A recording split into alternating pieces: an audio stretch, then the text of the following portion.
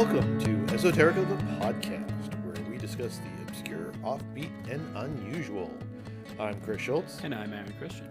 Today's episode is brought to us by A1A Car Wash, rated number 1 in Albuquerque.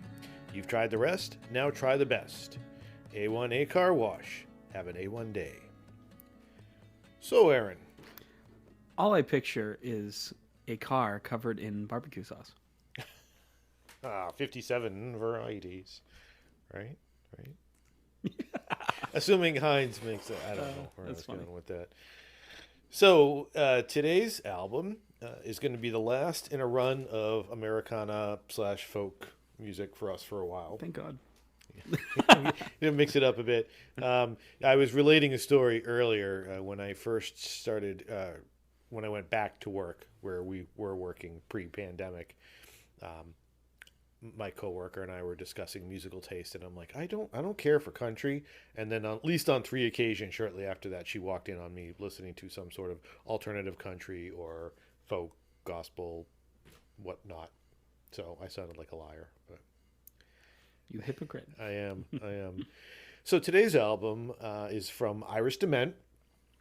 Iris is an American 2-time Grammy-nominated singer and songwriter who hails from Arkansas, although she grew up in L.A., and this is her 1991 debut, Infamous Angel.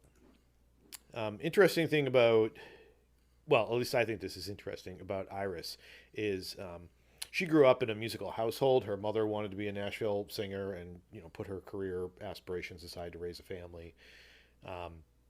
But Iris wasn't necessarily a singer or a songwriter. At age 25, driving through a boarded-up Midwest town, the lyrics to her song, probably that she's best known for, Our Town, came to her like completely written in their final form. And from there, she just launched off into being a songwriter.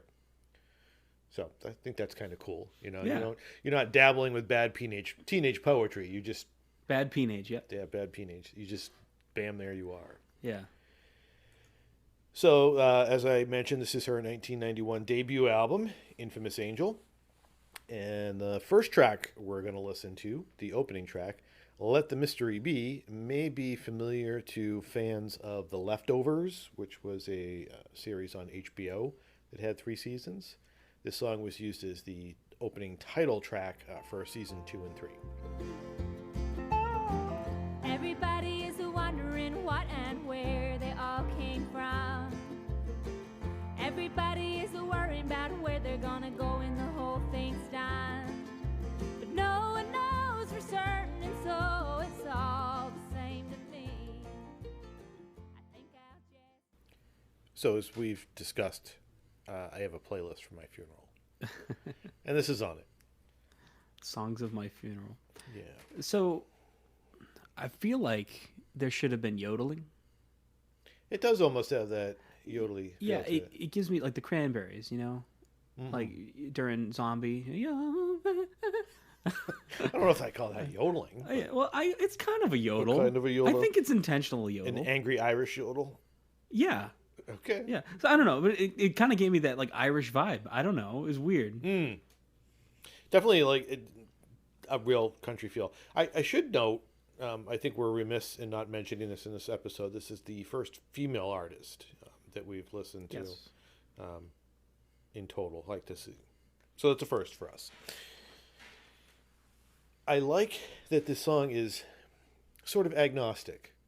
It's not questioning the afterlife, but she's just like, nobody knows what happened, so I choose to just say whatever. Yeah. Let it happen. Let the mystery be. Let the mystery be. Which I think is a good approach. Why get all upset about it? Because we're going to find out someday. Yeah. And that'll be that. Also a good song. So if anybody's familiar with the Leftovers, which is the show on HBO, is this really cool drama about 2% of the world's population just disappeared. That would make sense for this to be the theme song. Yeah. Sort of like The Rapture, but it wasn't The Rapture.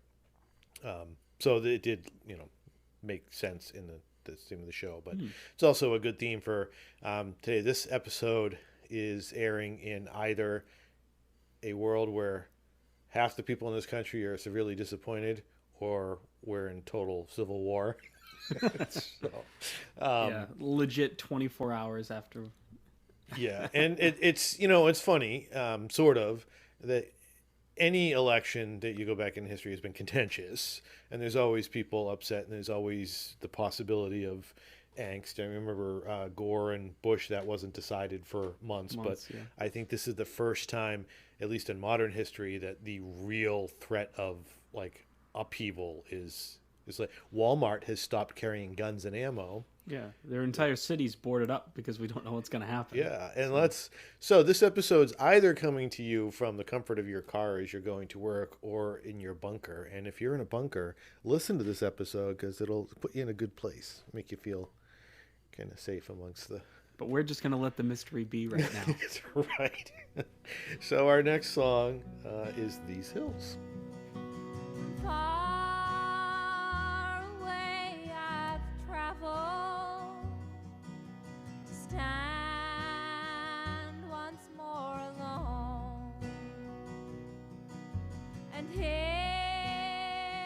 my memories echo.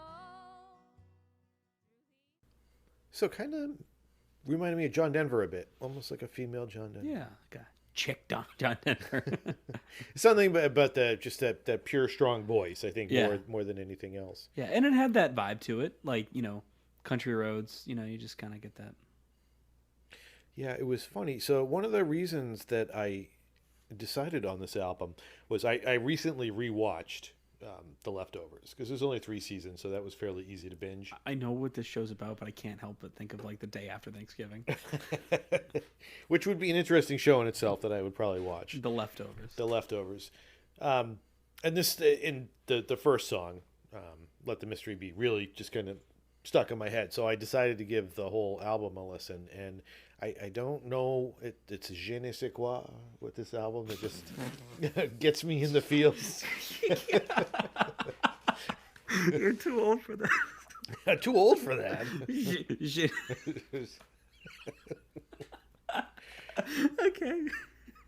Oh, actually, Carrie and I were laughing because we were watching The Phantom Gourmet yesterday, and they were at a restaurant in Somerville, and the woman who is one of the co-owners was talking about some of the food, and she goes, "It has this undefinable essence, a je ne sais quoi," which is literally the definition of, and it's like, so it's like saying the ATM machine, or Oh my gosh. it's like, There's a word for that. There's a word for people that do that. For Say do that? ATM machine. I'll have to look up what it is. stupid. So there was just I don't know, these songs just grab me. I don't. This is not usually the kind of album that I would like. This is more country or more straight up folk that I'm used to. But I don't know. There's something about her that just gets me in the feels. So it's my story. I'm sticking to it. So the next song, and this is a great. It's not a metaphor. It's a simile. Hotter than Mojave in my heart. Well, I've heard 'em say there's one for everybody, and I just knew somehow that you'd be the one for me. 'Cause making love with you's not just a hobby. No, it's the flame that burns the forest down to me. And darling, was it day or was it nighttime? Were them whippoorwills moaning through the trees? So you found the definition that we were looking for. The word, is RAS syndrome. Uh-huh. It's, redundant acronym syndrome, or repeated acronym syndrome. Don't remember what the R stands for. Yeah, redundant. Yeah, but notice how I said RAS syndrome. Sure. So It's redundant acronym syndrome. So if you're one of those people that says ATM machine, I hate to break it to you, but you have RAS syndrome, or a GPS system or PIN number. UPC code.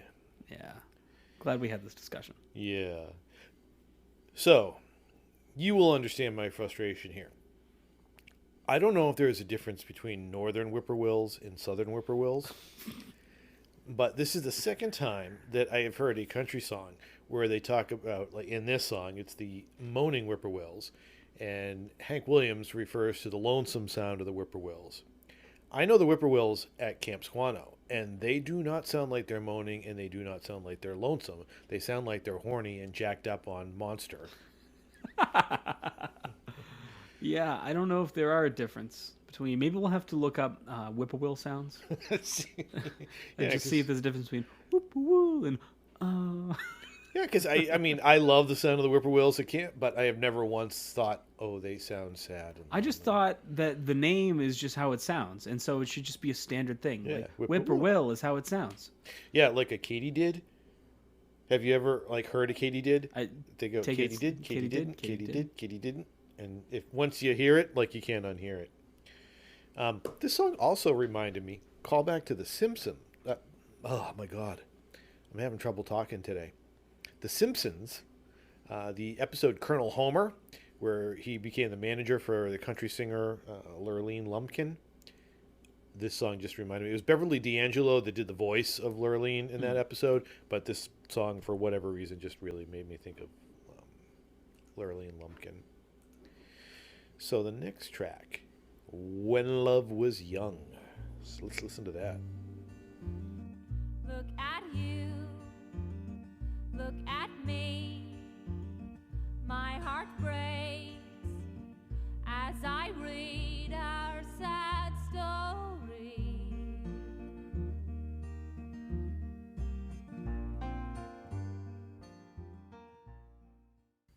So really cool. At the end of that song, Mm-hmm. she used natural harmonics. That's cool. I like that sound. Yeah. What you do on a guitar, for those of you that don't know what natural harmonics are, guitars have frets. And instead of actually pushing on the fret, you go right over the metal fret and you just touch it, like touch the string, don't press down, and it has that like ring sound. And depending upon where you do that, it has a different noise. Usually the places are the 12th, 7th, and 5th fret, but yeah, can't tell really what she did there, probably 7th and 5th, but it's pretty cool. I've always wondered, because I really like that sound, and now I learned something. There you go. This song's heartbreaking. It is. I've listened to this before, but I haven't really sat down with the lyrics. So point, counterpoint. And I'm actually probably referring to our next episode. Okay. But so a lot of the music that that you bring to the table is younger artists. Typically.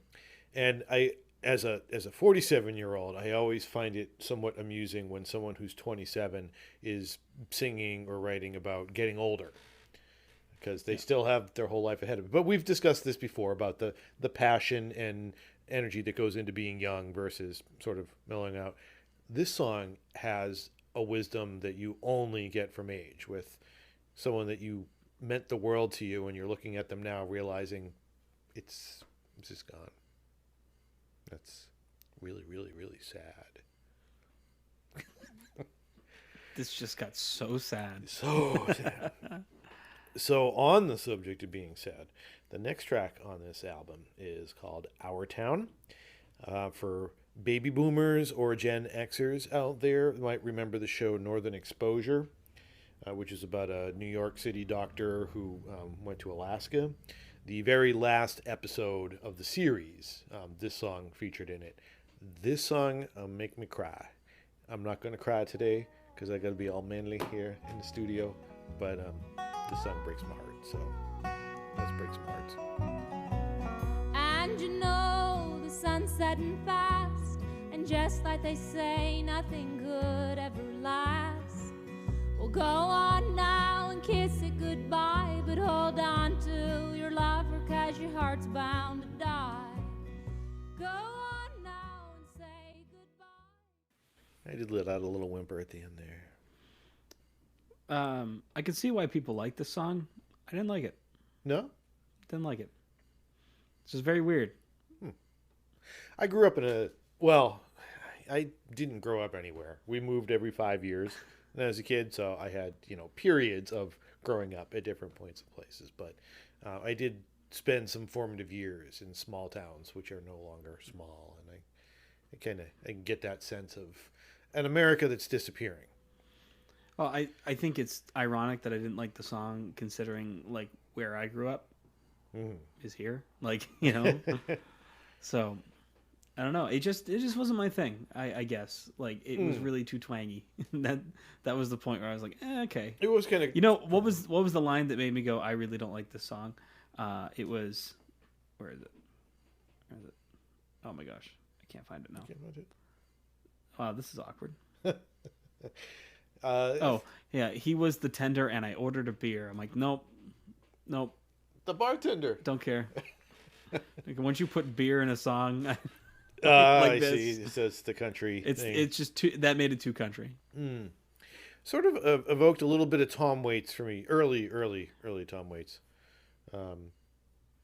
That's a whole different ball game. Yeah.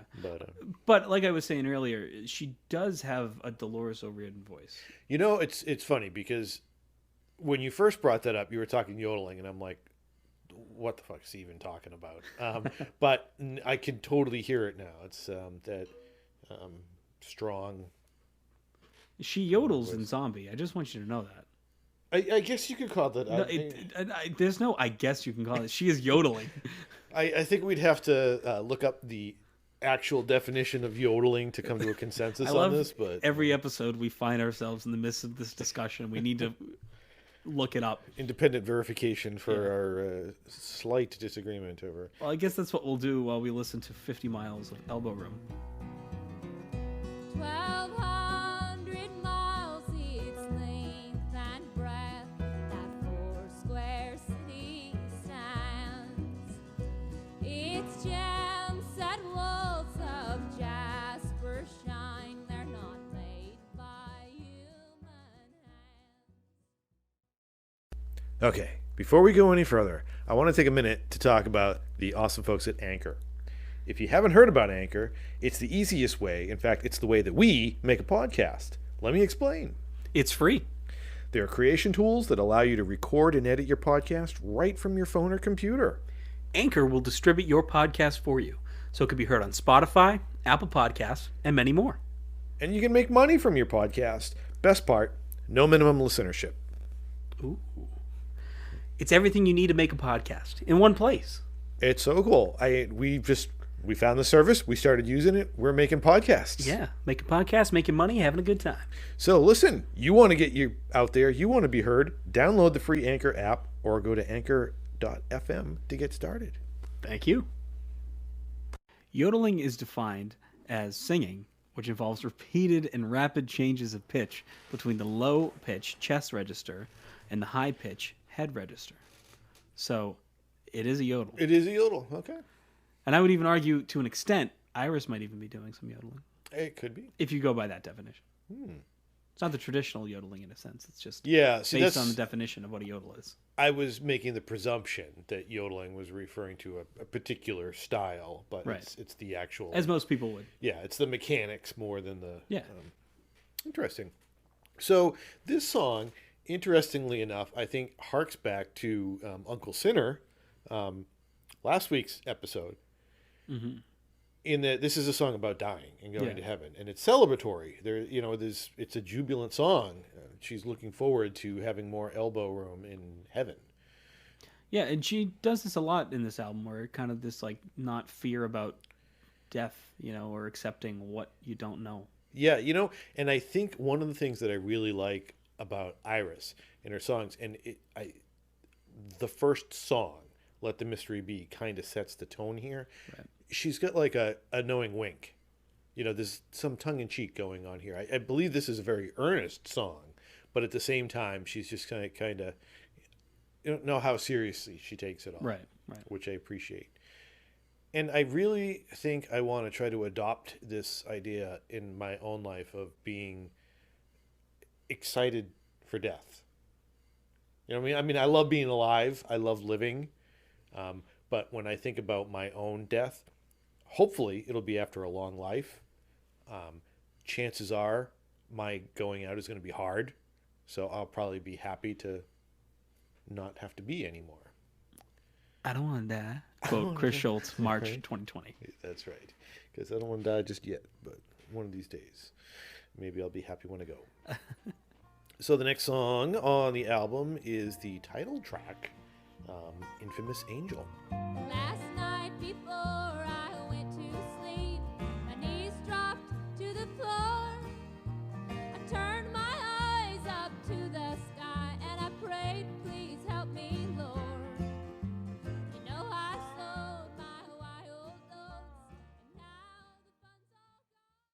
So, another song about death. Yeah. It was really twangy. Yeah. So, let's get real for a minute. Okay. Because this actually, I went on a little tangent while I was listening to this song. It seems to be faith-based that people have this embracing the idea of going to heaven because it's a reward. Now, I am a preacher's kid. My father was an Episcopal minister. I grew up in the church. And Mark Twain once said that as a boy, the Mississippi River was mysterious and magical to him. But when he became a riverboat guy and learned to navigate and, go up and down the river, where he got his name, Mark Twain, the river lost all its magic because he understood how it's worked. And for me, faith has always been that way. I know the man behind the curtain, so to speak. And because my father was my priest as well as my father, and he was a flawed person, is a flawed person, I think it has colored my ability to just have a blind faith. I look at it as a parlor trick, sort of, like I enjoy ceremony and stuff, but I enjoy being involved in it, not watching it. So I don't have that magic, and I regret that sometimes. Like people that can faith heal themselves, I hate them because I will never be able to do that. Like, I understand it's possible. You can convince yourself and you can heal yourself. I'll never be able to do it. I hate them. I hate them. I actually love you. God bless you. But I'll never be able to do it. I didn't sneeze, but that's all right. Right? So on that subject, I guess, of forgiving the people that I hate for doing nothing wrong other than believing, the next track on the album is Sweet Forgiveness. Sweet forgiveness, that's what you give to me when you hold me close and you say that's all over. So she's looking for the sort of total forgiveness that God gives in a person, which just offhand, we always talk about God as a male figure, right? Our Father. Just last night, Carrie and I were having a conversation about being parents, and she believes that as a mother, more than just a parent, it's her job to always be 100% accepting and forgiving of their child, so that they have that sort of rock. And it's funny that God traditionally is a father figure for us, but the sort of love that we want from God is that mother's love. Like if you think about you traditionally, I'm making a broad generalization with parents, that the mother tends to be the loving, nurturing one, and the father is the disciplinarian, just because that's what society dictates. I'm going to roll with it. So I saw this weird theory on Reddit, albeit once, that God's a hermaphrodite, and that he designed man in his image. I mean, as man and woman, and that's why people like having sex, because it makes us feel like one, like God. So I don't buy into that. Well, I think that's a bit of a stretch. There's also the argument that Old Testament God was the father figure. God was sort of petty and jealous and quick to anger, and then after giving his son, he becomes more of a feminine force. So I guess that's kind of a play on the hermaphrodite, which is the duality, the yin and the yang. So didn't know we were going to get down into the theology. I really didn't want to go there, but I felt like I had to. Yeah. Unrelated to all of that, but related to this song, I'm starting to get like a Trace Adkins vibe. And you have no idea who he is. You're talking from American Idol? No, that's Clay Aikens. Sorry. I went in the wrong direction. No. Yeah, like Arlington is one of his songs. If anybody knows who I'm talking about, that's great. Okay. I apparently don't. Yeah, he sounds like this right now is what I'm getting at. Except he has a super low register voice, like subwoofer low. Oh. Well, I presume following the theme that we're on, the next track is After You've Gone. That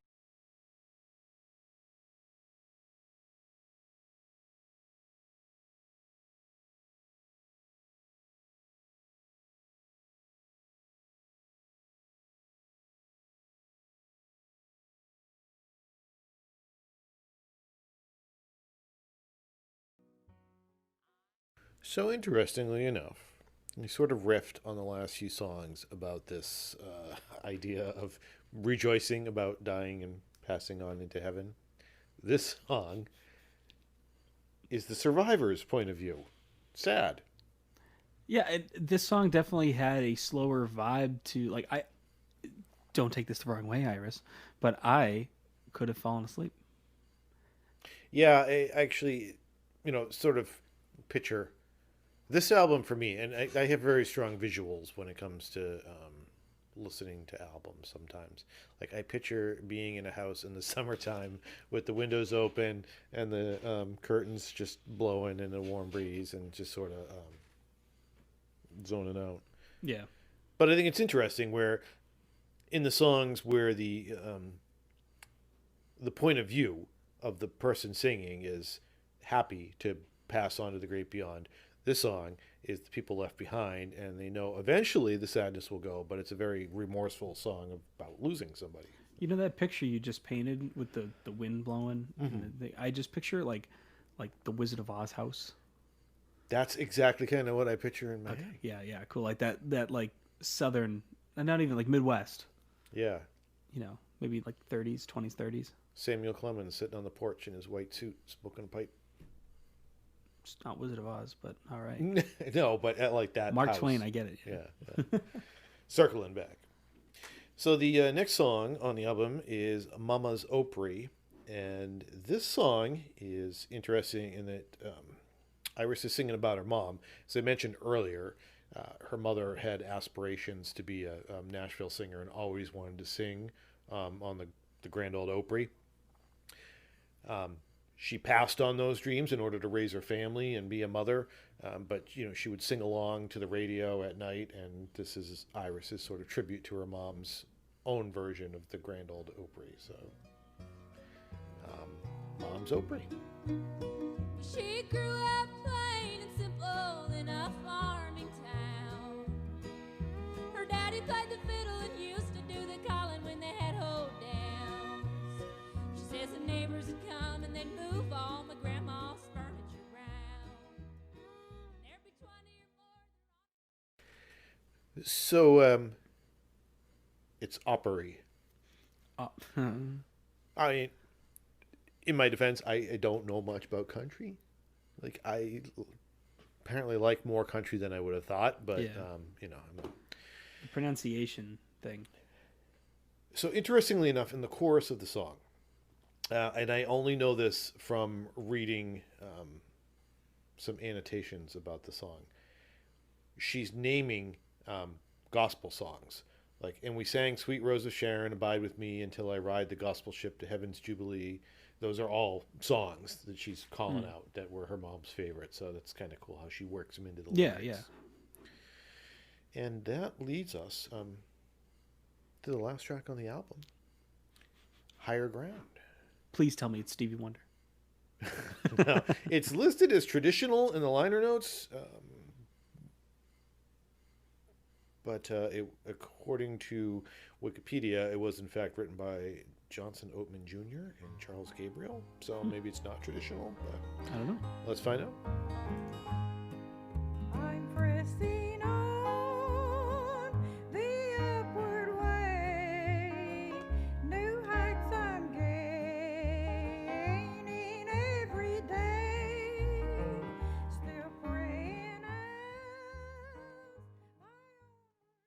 So that was Iris's mom singing with her. Yeah, it was really sweet that they brought her in to do that and had her be a part of it. To have the opportunity to do that, number one, and the fact to do it. So let me tell you something about Chris Schultz. Okay. And why I really, really like this album. I tend to be fairly jaded. I've been around the world. seen things, and we've talked about this. I can be a pessimist sometimes, but I genuinely enjoy like wholesome, good stuff. For example, going online, I've seen some pretty evil stuff on the internet, but you know what I enjoy the most? Cat videos. It's that duality. So I really love the pureness and the heart of this album. I think is something that really sticks with me. If your TikTok feed is any indication, you do love cat videos. That's for sure. My algorithm is insane. If I go on TikTok, it's like I scroll. It's nothing but cat videos. And that's okay. And that's okay. So that was Irish DeMent's Infamous Angel. Wow. Do you want to let our listeners know what's what for next week? Oh, that would be great. So next week, we have had the pleasure of speaking with Jack Underkoffler from Dead Poets Society, and we will be speaking with him about his album Axiom, their album Axiom, next week. Yeah, so join us for that. That's going to be a blast. I had such a great time. Chris can attest. I was such a fangirl. Yes. It was a great interview. Jack was really fun to talk to. So that'll be fun. So stay tuned for that.